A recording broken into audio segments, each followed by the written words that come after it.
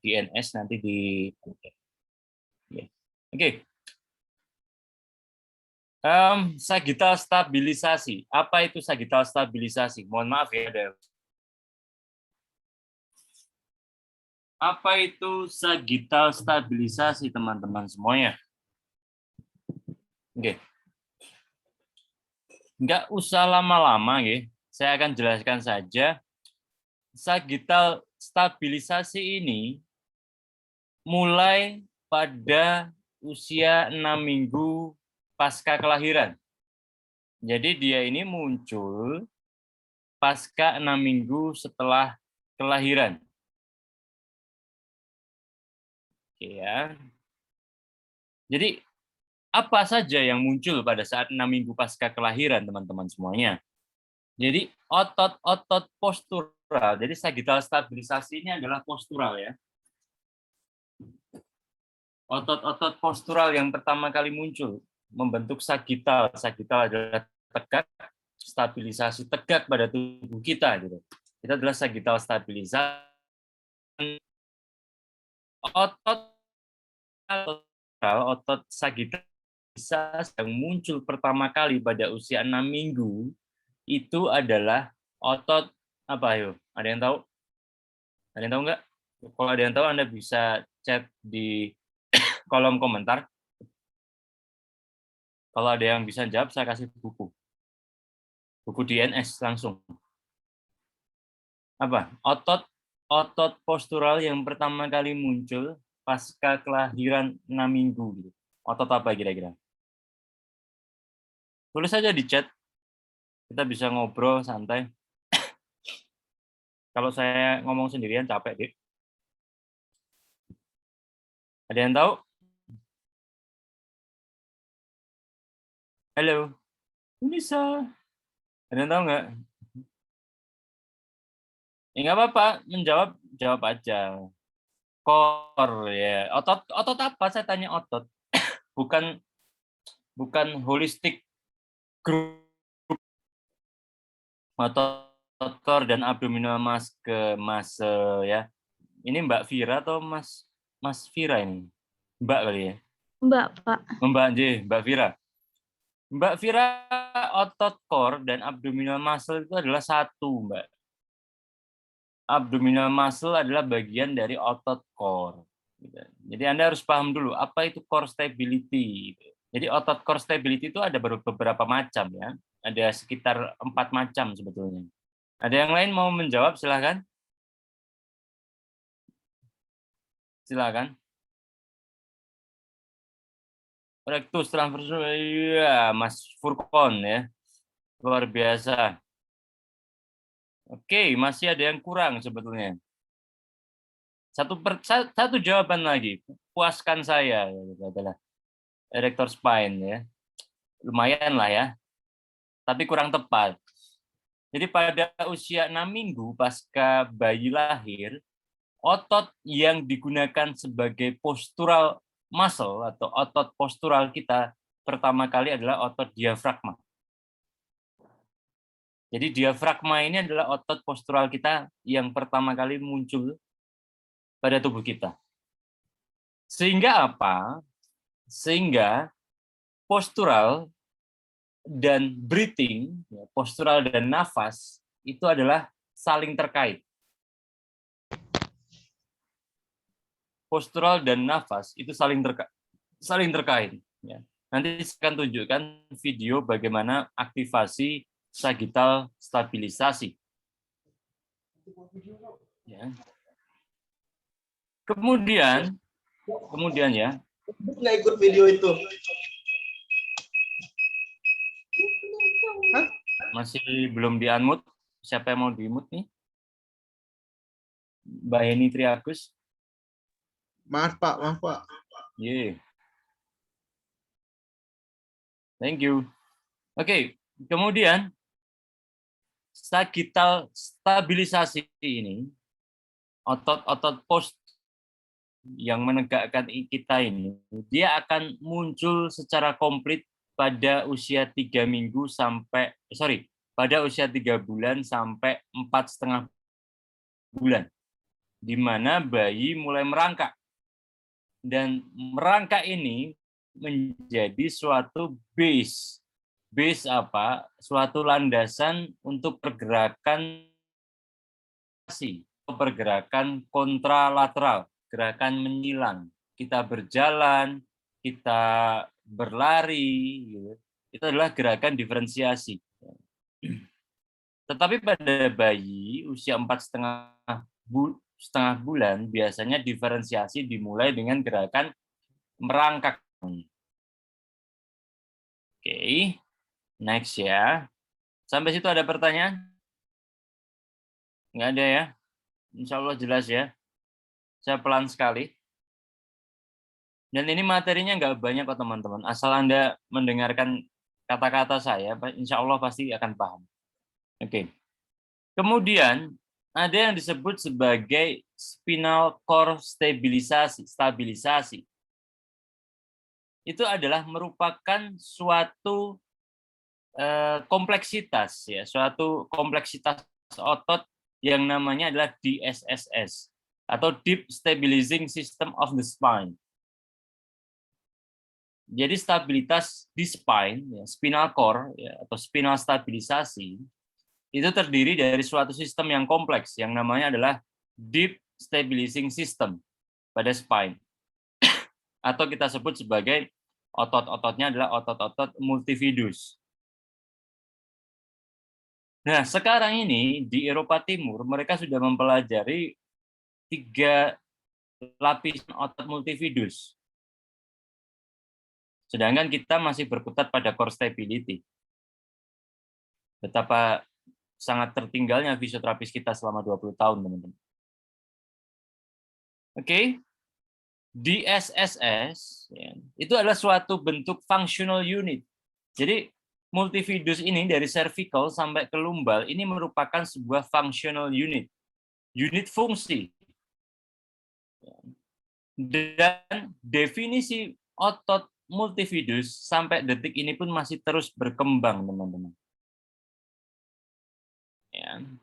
Oke, apa sih hubungannya diafragma, multifidus, kemudian ada rectus abdominis, rectus, kemudian ada transversus abdominis, kemudian ada pelvic floor muscle, itu apa hubungannya? Saya akan jelaskan di belakang.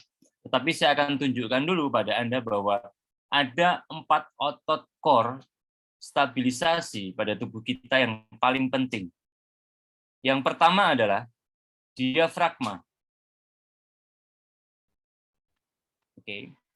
Yang kedua adalah transversus abdominis. Oke. Yang ketiga adalah multifidus. Yang keempat adalah pelvic floor muscle. Ingat itu? Kalau ditanya core stabilisasi itu apa? Core stabilisasi itu apa? Itu adalah ISSS. Saya jawab ISSS itu. Jadi saya akan ketik di chat ya, kolom chat ya. Kalau Anda ditanya ya sama dokter rehab ya, atau dokter-dokter lain ya. Jadi jawabannya biar sama semua. Masa fisioterapis se-Indonesia jawabannya beda semua.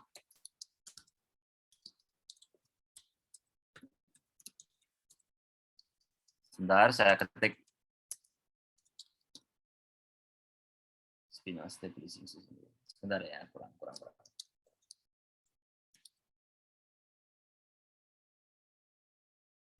Oke, ini dia. Kalau ditanya secara bahasa Inggrisnya, Anda bisa lihat di kolom chat. Core stabilisasi itu apa sih? Mbak Vira tadi nyebutnya adalah otot core. Otot core itu sebenarnya suatu grup otot, Mbak. Bukan satu otot. Jadi kalau ditanya core stabilisasi itu apa? Saya akan jawab ISSS, dok. Apa itu ISSS? ISSS adalah Integrated Spinal Stabilizing System plus, ya kan? Ada plusnya, plus intra-abdominal pressure.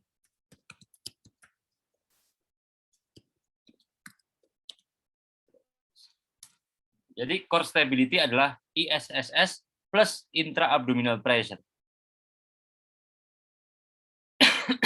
Apa itu ISSS? ISSS itu adalah gini, integrasi multividus dari cervical sampai ke lumbar. Itu adalah terintegrasi dengan baik, nyambung gitu dari atas sampai ke bawah, sering gitu. Jadi tidak terputus.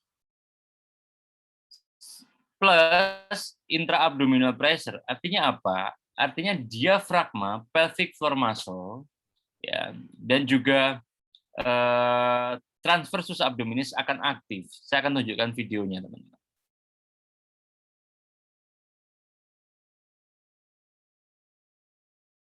Sebentar. Following is Inilah observed videonya. in what we call an hourglass syndrome. Oke, jadi With integrasi insufficient spinal stabilization, the diaphragm. Following is observed in what we call an hourglass syndrome. Bentar ya. Oke, jadi integrasi spinal dari cervical sampai pada lumbar diikuti oleh pelvic floor muscle plus gerakan dari diafragma pada bagian atas diafragma, bagian bawah pelvic floor muscle, bagian belakang multividus, dan bagian depan adalah transversus abdominis. Jadi kayak selubung silinder gitu. Atas diafragma, depan transversus abdominis, belakang multividus, dan bawah adalah pelvic floor muscle. Seperti ini, teman-teman. Anda lihat gambar yang sebelah kiri ya, yang benar ya. Jadi aktivasi diafragma, pelvic floor muscle bawah, dan multividus ini akan membuat intraabdominal pressure dan ISSS yang cukup baik. Jadi kebanyakan fisioterapis Indonesia itu mereka tidak paham apa itu core stability. Bahkan Anda semua 63 mahasiswa atau 41 mahasiswa saya tanya core stability pasti jawabannya beda semua. Dan bagaimana untuk menyatukan itu ya? Tadi ISSS plus intraabdominal pressure. Ya. Ada pertanyaan sampai di situ, teman-teman? Ada nggak pertanyaan? Oke. Nggak ada pertanyaan ya, karena nggak ada yang jawab ya. Mahasiswa sekarang nanti kalau Anda lulus nanti jadi AM apa ya? STR apa? STR kes ya, Pak SKes. Atau S-on gitu. Sarjana online gitu kan lucu kan. Kan gayeng gitu. Atau FTR on gitu ya. Luar biasa memang. Ya kan? Oke. Stabilisasi itu adalah aktif. Stabilisasi itu harus aktif. Orang stabil itu harus bisa dinamik, aktif. Anda berdiri, Anda loncat harus stabil. Anda berdiri satu kaki, ngambil duit di kantong belakang, Anda melepas kutang, tali kutang di belakang. Anda harus aktif. Tetapi ketika stabil, tapi pasif, itu sebenarnya bukan stabilitas, tapi fiksasi. Bedakan antara fiksasi dengan stabilitas, teman-teman.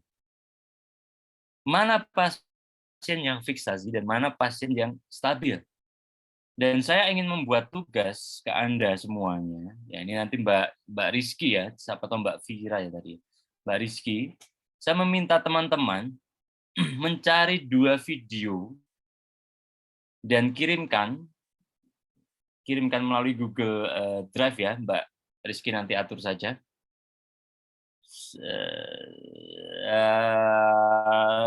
Kelompoknya 2 orang aja, 2 orang berpasangan. Cari video mana gangguan fiksasi dan mana gangguan stability. Untuk apapun semua kasus terserah.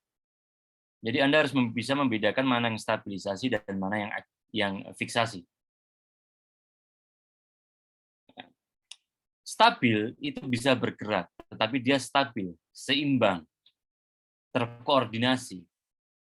Tetapi kalau fiksasi, Fiksasi dia menahan tubuh, hold, kencang. Sehingga kadang tubuh tidak bisa mobile, tidak bisa aktif dengan lincah. Gitu. Kaku lah katakanlah seperti itu. Dan kualitas dari stabilisasi akan mempengaruhi kualitas dari gerakan Anda. Kualitas dari stabilisasi akan mempengaruhi dari kualitas dari gerakan Anda. Jadi kadang ada gangguan gerak bagi kami orang-orang DNS atau teman-teman dari Bobat atau dari PNF atau teman-teman neuro lah katakan saja seperti itu, fisioterapi neuro. Ketika ada gangguan gerak, kami akan melihat dari struktur stabilisasinya, struktur postural tonusnya seperti apa. Ketika postural tonusnya terganggu, maka secara otomatis gerakan pasien atau movement dari pasien, kualitas gerakan dari pasien akan menurun. Oke, next. Oke. Kalau stabilitas bagus, Anda nggak usah baca di sini, Anda mau boleh. Ini hanya penjelasan saja di luar konteks dari PPT Anda biar memudahkan Anda untuk belajar. Kalau stabilitas bagus dan gerakan bagus, maka akan muncul sebuah sistem lokomotor yang bagus. Lokomotor itu apa sih, Mas Wisnu? Lokomotor itu seperti Anda jalan sambil main HP, terus Anda jalan main HP sambil ngelirik cewek sebelah kiri. Anda berlari, kemudian Anda mengunyah makanan, Anda berkedip, itu adalah lokomotor. Anda berenang, itu lokomotor. Dan lokomotor ini dikontrol oleh sistem namanya nukleus gigantocellularis. Apa Pak namanya Pak? Nukleus gigantocellularis dan nukleus magnocelularis. Ini semester berapa ya? Semester 4. 6 atau 5. Semester 7, Bapak. 7, oke, berarti ampuh ya. Oke, lokomotor dikontrol oleh dua nukleus. Yang pertama adalah nukleus gigantocellularis. Yang kedua adalah nukleus magnocelularis.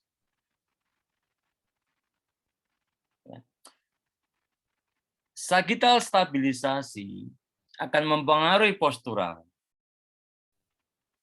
Kemudian sagittal stabilisasi juga akan mempengaruhi dari movement control. Semakin bagus sagittal stabilisasi atau posturalnya, maka movement-nya akan enak sekali, akan smooth sekali. Anda bisa korek upil, Anda bisa garuk-garuk kepala, dan lain sebagainya. Itu karena Anda stabil. Karena sagittal stabilisasi Anda cukup baik. Oke. Dan ada juga namanya istilah functional stabilisasi. Functional stabilisasi. Dan functional stabilisasi adalah global pattern. Global pattern. Jadi begini teman-teman. Saya akan menanamkan sesuatu kepada Anda, sebuah dogma ya. Dogma itu apa ya? Kepercayaan ya, bukan kepercayaan ya. Sebuah paradigma bahwa sesungguhnya otot itu tidak ada yang bekerja sendirian. Otot tidak ada yang bekerja sendirian. Dan otot saling terkait satu sama lain. Otot saling terkait satu sama lain. Jadi tidak ada otot yang hanya bekerja, oke tricep tok gitu, tricep doang nggak bisa. Nggak bisa. Dan dia saling terkait. Terkaitnya berdasarkan apa, Mas Wisnu? Berdasarkan myofascial line. Berdasarkan myofascial line. Anda sudah diajarin belum sama dosen-dosen Anda di kampus? Myofascial line? Oke. Saya akan kasih Anda clue ya, sebuah clue, buku yang bisa Anda baca. Namanya adalah ini. Train karya Thomas Mayer.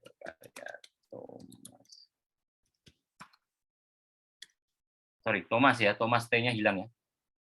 Thomas Mayer.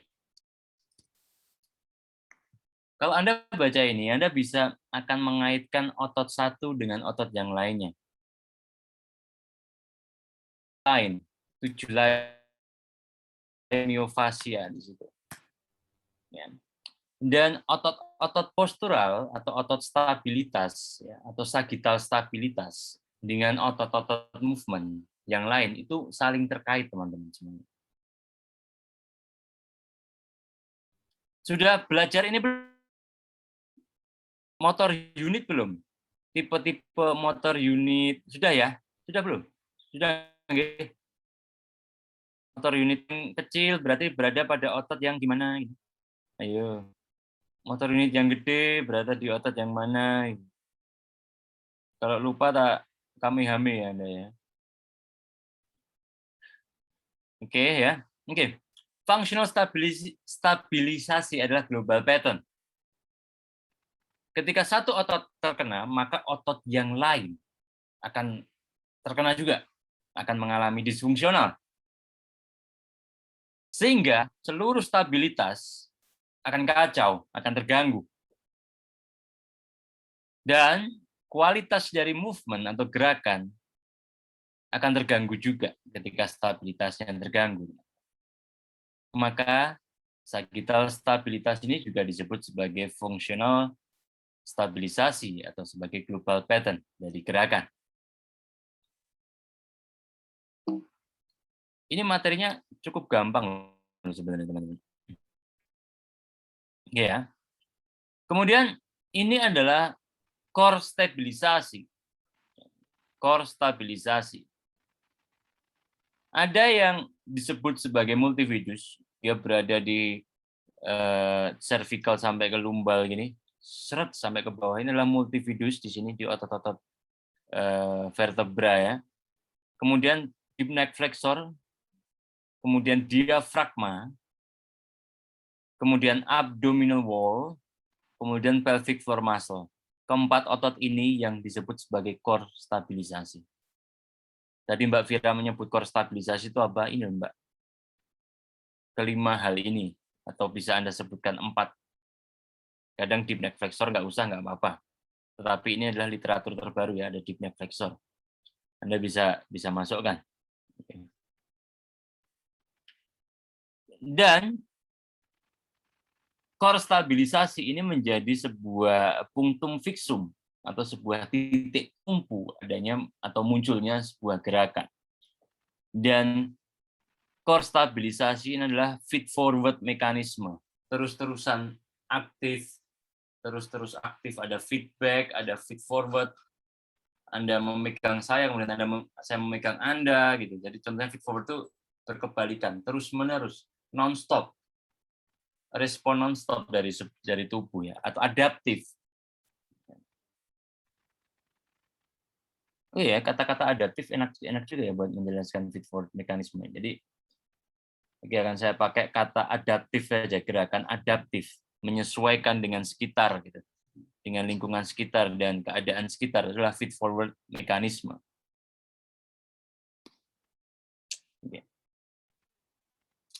Kemudian ini adalah contoh ya, contoh dari core stabilisasi atau sagittal stabilisasi atau spinal stabilisasi. Ketika Anda berlari, Anda mau loncat jauh nih. Anda mau loncat jauh, Anda lari dulu kencang. Begitu kaki Anda napak dek gitu. Yang Anda lakukan apa? Anda akan menahan nafas Anda gitu, ngeden untuk meloncat. Ketika Anda dikejar anjing, langkah pertama yang Anda lakukan sebelum lari sekencang-kencangnya adalah menahan nafas. Kemudian Anda berlari sampai terkencing-kencing. Jadi ketika Anda ingin menguatkan tubuh Anda harus mengaktifasi stabilisasi pada tubuh Anda. Dan itu akan terjadi secara otomatis. Anda tolak peluru di sekolahan Anda dulu waktu SMA gitu. Ketika Anda mau dorong, Anda akan ngeden gitu. Dan itu terjadi secara otomatis. Kemudian diikuti oleh otot-otot gerak lainnya. Dan saya sarankan kepada teman-teman UNISA, tolong Anda pahami otot-otot lokal stabilisasi, kemudian otot-otot global stabilisasi, dan kemudian otot-otot global movement atau global mobilisasi.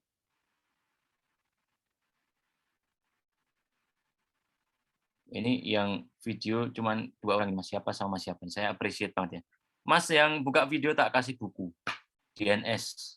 Serius, 2 orang nih saya lihat. Lumayan loh Mas, harganya 1 juta loh Mas. Tak kasih buku Mas, serius. Saya appreciate sekali sama yang menyalakan video ya. Thank you ya. Langsung dinyalain juga nih videonya. Gagal berarti ya. Cuman 2 tadi ya, punten ya. Oke. Kalau Anda lihat dari postur ketiga orang ini, ABC ya, ABC ini. Mana posturnya yang paling tepat? Mana postur yang paling tepat menurut Anda?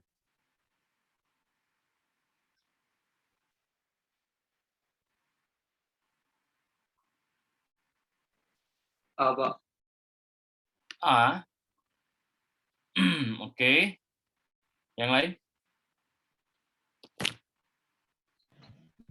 B, Pak. B. C, Pak. C. C. Mabuk Anda kalau C ya. Kalau C ini terlalu lordotik Mas. Yang betul adalah A ya. Yang B ini flexor, terlalu flexor pada tungkainya. Jadi postur yang tepat adalah yang A. Tetapi kita sebagai manusia normal jarang ada yang murni A seperti ini. Kadang kita bisa B, kita C, bisa D, E, F, dan berbagai macam postural lainnya. Dan yang terpenting apa? Anda fisioterapis harus bisa membedakan mana postur yang cukup bagus dan mana postur yang kurang baik. Itu akan berpengaruh sekali terhadap kualitas dari treatment Anda. Oke. Kemudian saya akan membahas mengenai diafragma breathing. Dan diafragma breathing ini adalah cara paling mudah dan cara paling tepat untuk mengaktifasi otot postural. Untuk mengaktifasi otot postural adalah dengan diafragma breathing, teman-teman. Anda bisa bedakan contoh nafas Anda nanti setelah mata kuliah ini, dan Anda bisa lihat di kaca seperti apa. Anda bandingkan ketiga nafas ini. Ketiga nafas ini. Ada nafas belly, di mana udulnya yang menjutut, muncul ke atas, yang naik ke atas. Hanya bagian pusarnya saja yang ke atas, teman-teman.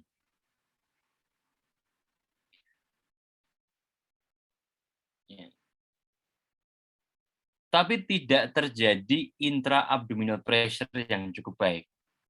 Jadi Anda harus membedakan, oh seseorang ini melakukan belly breathing. Ketika belly breathing berarti integrated spinal stabilizing system-nya atau core stability-nya nggak aktif, atau bagian multifidusnya nggak aktif. Tapi ketika Anda melakukan apical breathing, saya akan kasih petunjuk ke Anda. Ini adalah cara saya untuk menterapi pasien. Ketika ada gangguan model apical breathing, biasanya yang terganggu adalah pada area shoulder dan neck. Kalau saya bicara mengenai shoulder, berarti scapula, kemudian gelang bahu, kemudian neck, itu akan terganggu, akan mengalami gangguan. Khususnya pada kasus-kasus frozen, kasus-kasus pada cervical root syndrome, dan beberapa kasus lainnya di area upper limb, itu seperti apical breathing ini kasusnya. Dan apical breathing juga sering muncul pada kasus-kasus nafas, gangguan nafas, seperti TB, ya, TB paru, dan lain sebagainya. Pada apical breathing, diafragma tidak mengembang dan turun ke bawah, tidak descending, tidak descend atau turun ke bawah pada saat inhale, pada saat menarik nafasnya. Tetapi dia malah konsentrik atau rapat gitu, rapat mengecil. Ada videonya, nanti akan saya tunjukkan. Seperti itu. Dan kita lihat diafragma breathing, distribusi dari intra-abdominal pressure ini terdistribusi ke samping kanan dan kiri, kemudian ke pelvic floor di bawah, kemudian ke atas, diafragma, kemudian ke belakang, ke multifidus. Jadi diafragma, transversus abdominis atau abdominal wall, kemudian pelvic floor muscle, kemudian multifidus ini aktif bersama-sama. Jadi ketika inhale, kalau Anda Anda praktekkan sama saya, Anda bisa praktekkan sama saya, punten. Anda pegang perut Anda pakai tangan kanan, dan dada Anda pakai tangan kiri, dan Anda lakukan inhale. Ketika inhale, bagian dada tenang, tidak mengembang atau maju ke depan, ke belakang, atau ke atas, ke bawah. Tapi ya, Anda lihat ya. Gini aja. Pornografi, maaf. Ketika inhale, maka dia akan mengembang. Exhale, inhale. Anda lihat di bagian belakang sini, di bagian ada garis hitam di sini, ada garis tempat duduk saya hitam di sini. Dan otot-otot tulang belakang saya ini aktif ke belakang ketika inhale. Dan perut saya menggembung ke samping, ke depan, ke atas, dan ke bawah ketika Anda lihat.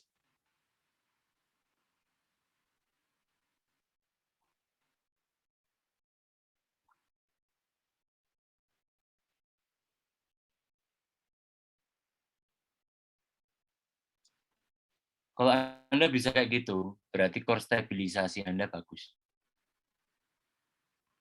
Kalau Anda bisa kayak gitu ya.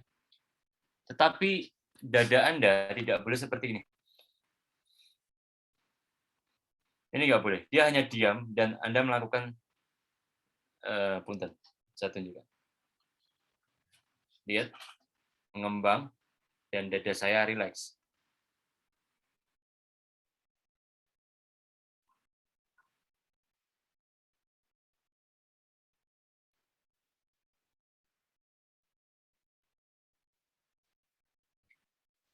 Oke, itu adalah diaphragmatic breathing. Dan diaphragmatic breathing adalah cara termudah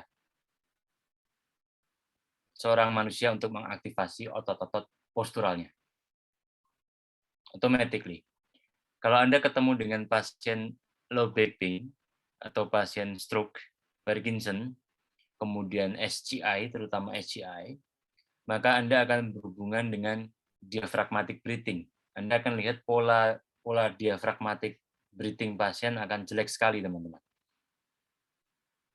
Jadi jangan mikir ke arah gerakan spastisnya, pola spastis, jangan mikir ke arah nyerinya dulu. Saya akan melihat quality atau kualitas dari postural muscle-nya dulu dengan mengecek dari diaphragmatic breathing. Jadi ketika ada seseorang tanya ke saya ketika workshop Bobat, ketika ada workshop DNS atau 5 core movement gitu, bertanya ke saya, Mas Wisnu, gimana sih caranya kalau melihat seseorang itu memiliki postur yang baik maupun postur yang jelek? Saya akan menjawab dengan sangat tegas sekali. Saya akan melihat bagaimana Anda bernafas. Saya akan melihat bagaimana pola nafas Anda, karena banyak sekali pola nafas pada manusia. Misal ada yang axillary breathing, ada head forward breathing, ada yang apical breathing kayak tadi. Dan itu menunjukkan adanya gangguan-gangguan dari otot-otot postural di tubuh manusia. Tentunya itu berpengaruh pada sagittal stabilisasi seseorang. Nah, pada bayi 6 minggu tadi, dia menggunakan otot-otot diafragmatiknya sebagai otot postur plus otot otot postural dan juga sebagai otot nafas gitu, diafragmatiknya. Kemudian setelah 2 tahun, setelah dia besar sampai 2 tahun, maka dia mulai menggunakan otot-otot dadanya gitu. Dan itu secara otomatis seperti itu, dan itu yang membuat kita kehilangan kemampuan diaphragmatic breathing kita. Tetapi kalau kita bisa mengembalikan pada pola diaphragmatic breathing, meskipun tidak selalu diaphragmatic oleh fisioterapisnya, atau Anda sedang berlatih yoga. Kalau Anda berlatih yoga, Anda akan diajarin diaphragmatic breathing, atau di yoga itu namanya adalah ujjayi breathing, saya masih ingat. Kebetulan saya juga ngajar yoga juga. Ujjayi breathing dan diaphragmatic breathing. Dan itu sangat berguna sekali untuk pasien ya, dalam memunculkan otot-otot postural. Oke. Kalau ini kayaknya kalau lihat gambar nggak akan paham. Saya akan perlihatkan video saja. Ini.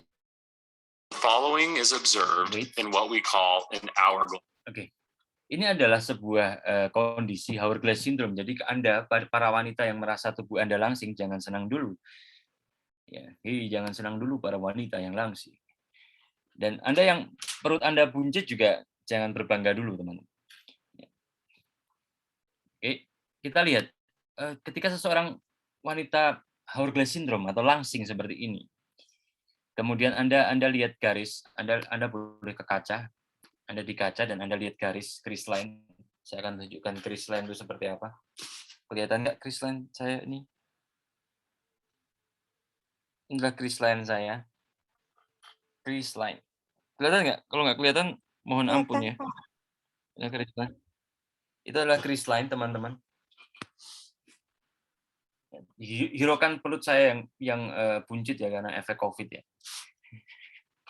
Nggak pernah olahraga lagi.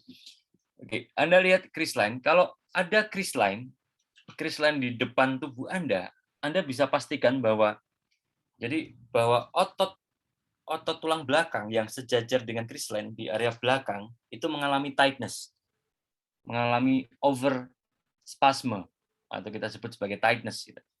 Jadi Anda nggak perlu palpasi sampai dudul-dudul gitu, nggak usah. Gitu. Anda cuma lihat, oke, ada garis di perutnya, kemudian saya akan tarik ke belakang, oke, berarti otot di itu mengalami tightness. Anda bisa taruh US di situ, ultrasound di situ, atau microwave diathermy di situ kalau Anda memakai alat. Kebetulan saya sudah mungkin 15 tahun, 14 tahun nggak pakai alat, jadi nggak terlalu paham ya dengan alat peralatan fisioterapis. Saya pakai manual tangan saya untuk menerapi pasien. Dan hourglass syndrome ini, si langsing ini cukup berbahaya. Kenapa? Karena diafragma itu akan terganggu dan pelvic floor akan terganggu. Jadi saya kasih petunjuk ke Anda ya. Kalau diafragma terganggu kontraksinya, maka upper limb akan terganggu kontraksi. Akan terjadi gangguan dari upper limb, gangguan gerak, kayak frozen dan lain sebagainya. Tetapi kalau pelvic floor-nya yang terganggu, jadi dia konsentrik atau memendek terus kontraksinya, tidak yang bisa melebar kayak gitu, melebar dan ke bawah gini. Kalau inhale, exhale, kan seperti itu kontraksi diafragma dan pelvic floor muscle. Kalau tidak bisa seperti itu, yang terjadi apa? Dia tightness di situ. Kalau dia tightness di situ, maka itu akan berpengaruh pada hip joint, knee, dan juga ankle-nya. Jadi kalau Anda lihat para wanita langsing plus nawon kemit itu apa ya? Kalau orang Jawa bilang, pantatnya itu nyedit gitu loh, pantatnya anterior tilt gitu. Anterior tilt. Maka Anda akan mengalami gangguan pada knee Anda. Anda harus cek knee Anda, apakah knee Anda mengalami hiperekstensi ataukah mengalami X. Biasanya hip internal rotasi, anterior tilt pelvic, hip internal rotasi,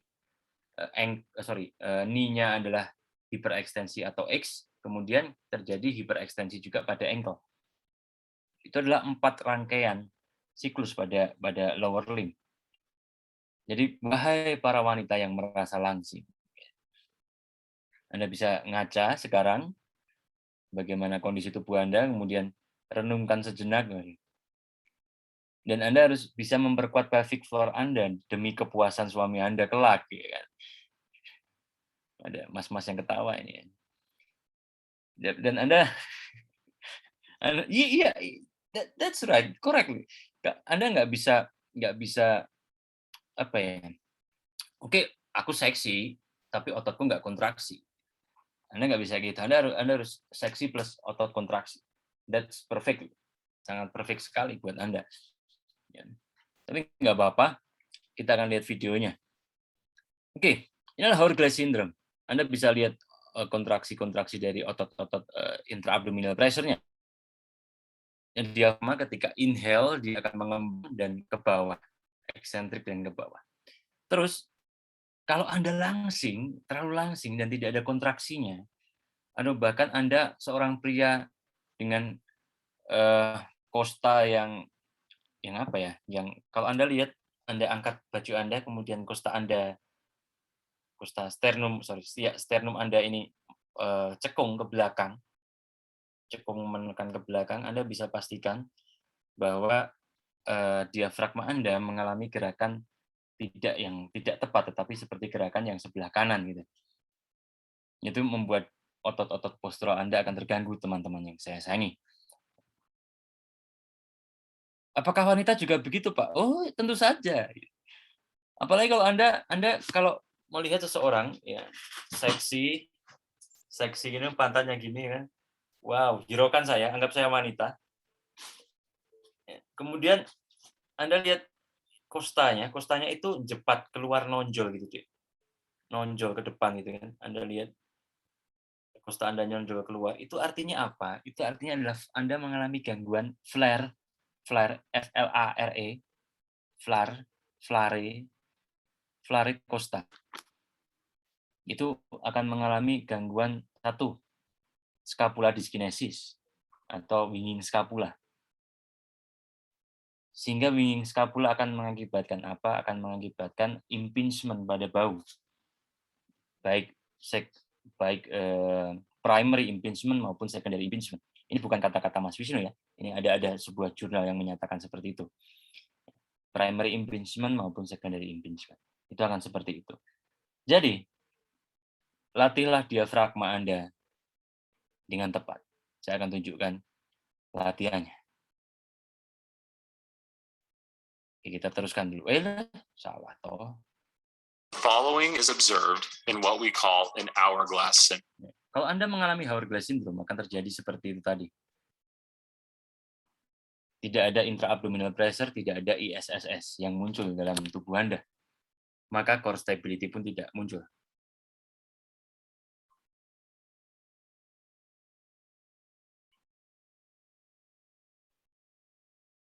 Oke. Anda bisa lihat lagi nih. Lihat ini. Oke, yang kiri adalah postur yang tepat dan yang kanan adalah postur yang kurang tepat. Jadi pelvic Anda nyedit gitu anterior tilt, maka tidak terjadi intraabdominal pressure yang cukup baik, teman-teman.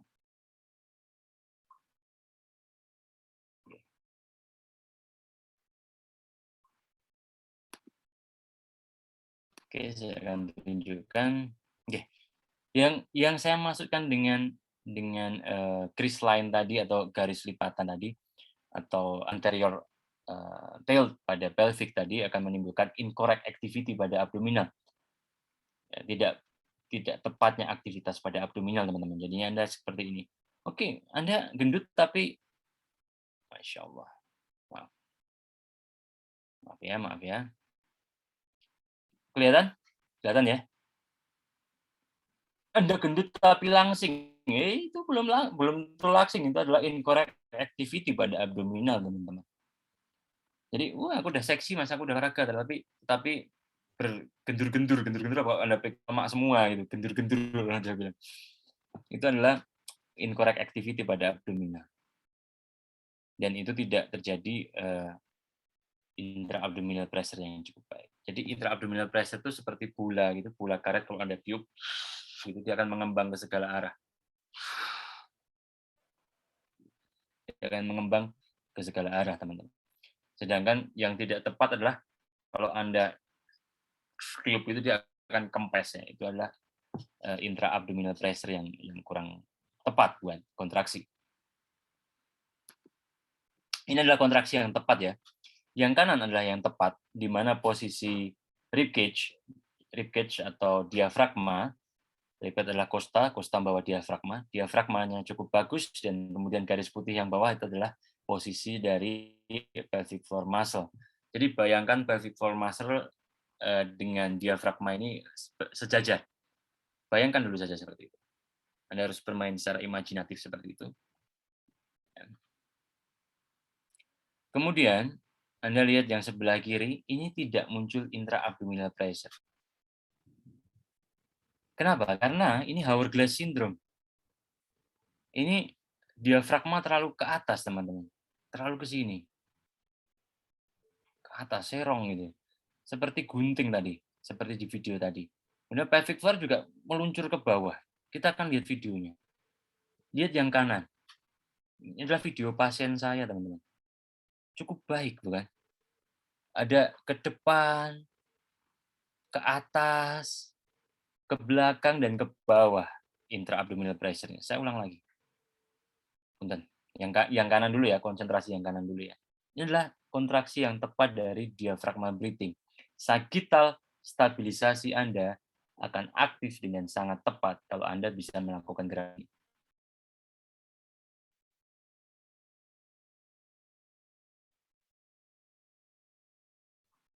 Oke. Dan tugas Anda satu lagi, Anda harus video ketika Anda melakukan diafragmatic breathing. Dan kirimkan ke Mbak Rizky, dan Mbak Rizky kirim ke saya. Seperti itu ya Mbak Rizky ya. Cek sound. Oke. Iya, Pak. Iya. Kemudian yang sebelah kiri ini adalah pathological breathing atau breathing yang kurang tepat, teman-teman. Kita akan lihat di sini.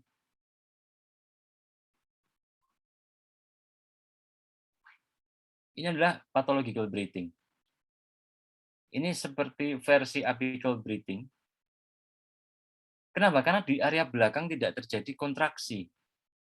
Tidak terjadi integrasi spinal stabilizing system. Multifidus tidak terintegrasi satu sama lain. Dan inilah yang mengakibatkan gangguan postur di tubuh Anda. Ini akan Anda temui pada pasien-pasien low back pain dan pasien stroke. Plus pasien SGI akan seperti ini, teman-teman. Paham sampai sini, teman-teman? Paham ya? Saya nggak terlalu banyak gambleh gitu kalau orang Jawa bilang. Ngomong terus ya. Oke. Video seperti yang sebelah kanan dan Anda kirimkan ke saya. Ini masih pada di Jogja atau sudah? Masih di kampung sih? Kampung ya kayaknya. Udah di Jogja, Pak. Ya nanti kita ketemu kalau nggak salah. Saya di Jogja juga kok nanti tanggal 17 sampai 22. Saya ke Jogja juga soalnya. Ke Unisa juga masalahnya. Ya. Oke, next. Oke. Dan ini adalah fungsi-fungsi diafragmatic breathing dari beberapa literatur yang saya dapatkan. Yang pertama adalah oke bahwa diafragmatik dan otot perut mengontrol pernapasan atau intra-abdominal pressure. Kemudian bisa menurunkan level kortisol, memperbaiki atensi, dan negatif effect. Kemudian ada lagi, yaitu menginduksi efek positif otot-otot respirasi pasien stroke, teman-teman. Aduh ya Allah. Kemudian dapat mempengaruhi fungsi paru. Pada level kortisol itu kan hormon dan dia akan berpengaruh pada kondisi konsentrasi pada pasien. Itu akan memperbaiki daya juang latihnya, daya tangkap pas dilatih oleh Anda. Kemudian otot-otot yang respirasi itu bukan hanya otot respirasi, tetapi juga menyangkut otot postural ya. Jadi ingat, diafragmatic breathing adalah cara terbaik untuk mengaktifasi sagittal stabilisasi atau otot-otot postural tubuh Anda. Tetapi tidak mudah juga untuk mempraktekannya kan, kalau Anda tidak bisa mempraktekkan. Oke. Nggak usah.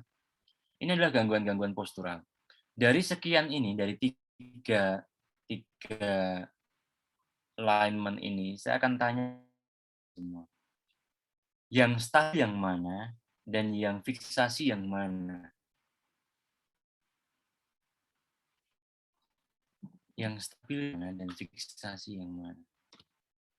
Anda sebutkan saja di kolom chat yang benar, tak kasih buku DNS lo ya. Buku DNS lo. Beneran aku nggak ngapusi aku. Tadi Mas 2 orang tadi, Mas siapa Mas namanya Mas? Yang 2 orang tadi? Gifari, Pak. Siapa?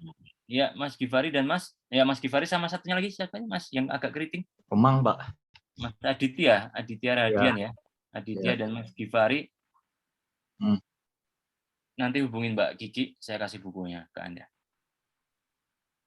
Ya. Lumayan kan? Iya, makasih, Pak. Makasih, Pak. Oke, thank you. Stabil yang tengah, fiksasi sebelah kiri. Stabil tengah. Waduh. Duh, Yung. Oke, 5 jawaban lagi saya tunggu.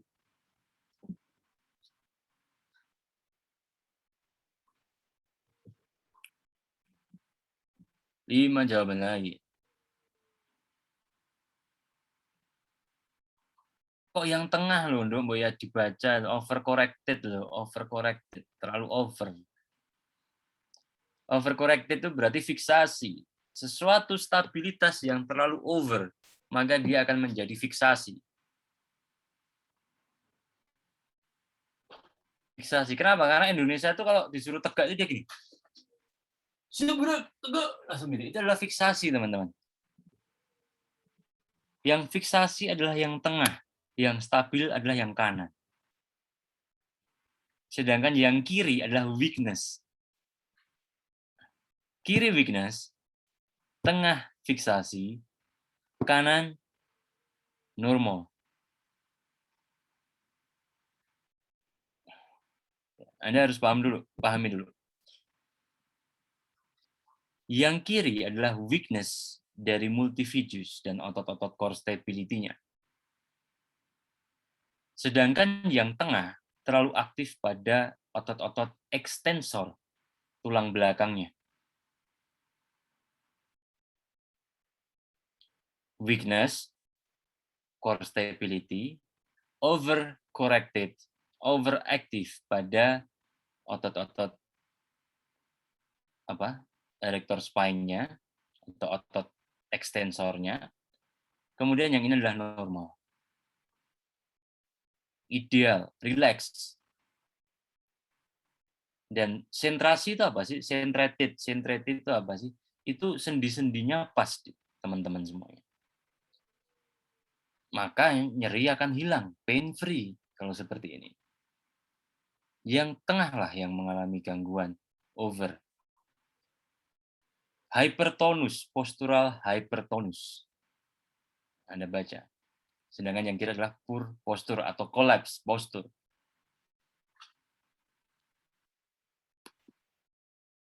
Oke. Kalau ada gangguan pada upper limb pasti akan muncul pasti akan muncul scapular dyskinesis, teman-teman. Akan muncul scapular dyskinesis. Dan Anda harus membetulkan kondisi tersebut. Nanti pas teori apa? Teori itu video pasien, saya akan tunjukkan bagaimana memposisikan pasien skoliosis ya, melatih pasien skoliosis, dan itu akan Anda bisa lihat nanti. Saya nggak akan lama-lama kok, paling 15 menit. Oke, ini sudah ya. Oke. Saya akan ambil sebuah kesimpulan. If breathing is not normal, ketika nafas Anda tidak normal, maka movement pattern Anda juga akan terganggu. Jadi kalau nafas Anda nggak normal, maka movement pattern Anda akan terganggu. Oke. Saya akan berikan mungkin satu video kali ya. Kita akan setengah jam ke depan ya. Kita akan menyaksikan video atau mungkin pas adzan maghrib kita sudahi. Saya akan lihat video, diperlihatkan video treatment pasien. Ya, saya akan coba stop share ya. Oke, video, where is you? Video.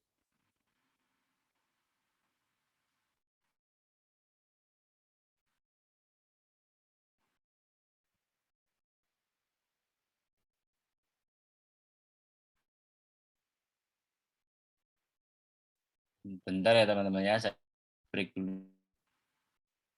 Mana.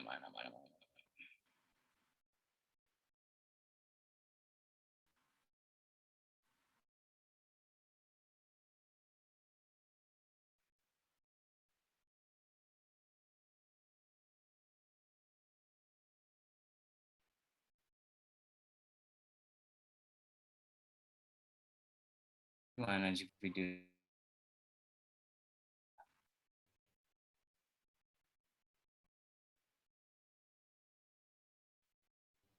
Sebentar, saya akan carikan dulu di mana video saya.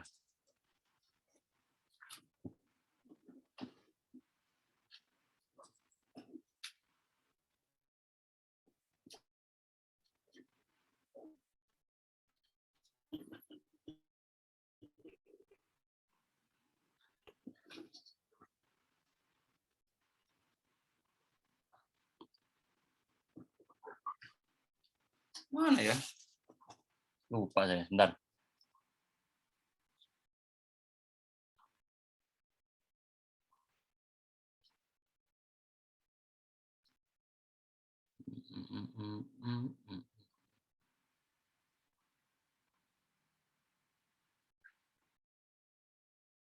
Wait.